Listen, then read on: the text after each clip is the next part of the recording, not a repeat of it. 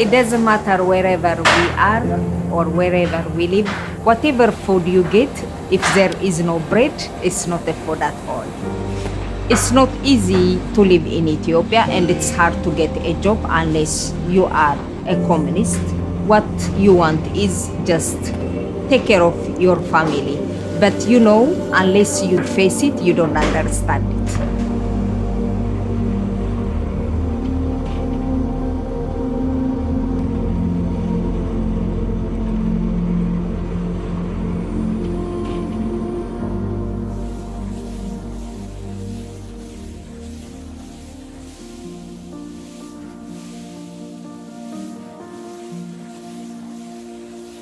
The women who are coming through the training program are coming from countries that have been destroyed by war or families that have been pulled apart by poverty, looking for economic or social opportunity like Sophia.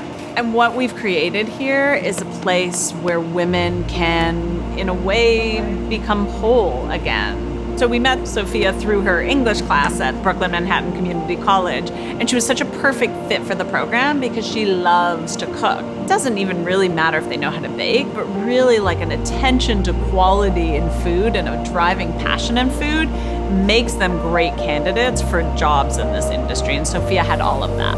I learned many things. They teach us, to think profoundly, and also you have to be patient.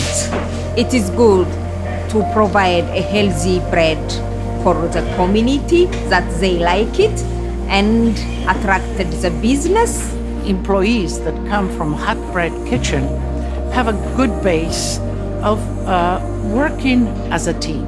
We need a good team. We need team workers. We need people that collaborate, that work together, and that grow together. Sophia has been with us at Italy here downtown for 2 years, and she has grown as a master in bread baking, but she's also grown as a woman, as a leader.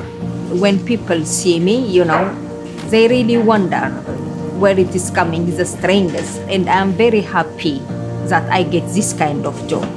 How we serve women is iterative and constantly changing, and I've learned so much of what I know about running this nonprofit and running the organization from the women who've come through it and graduated. And so that's been a real, cycle of learning together.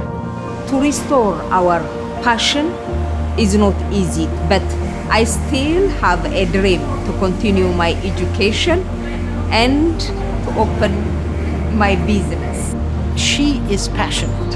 She is dedicated. She loves what she does, and she wants to grow.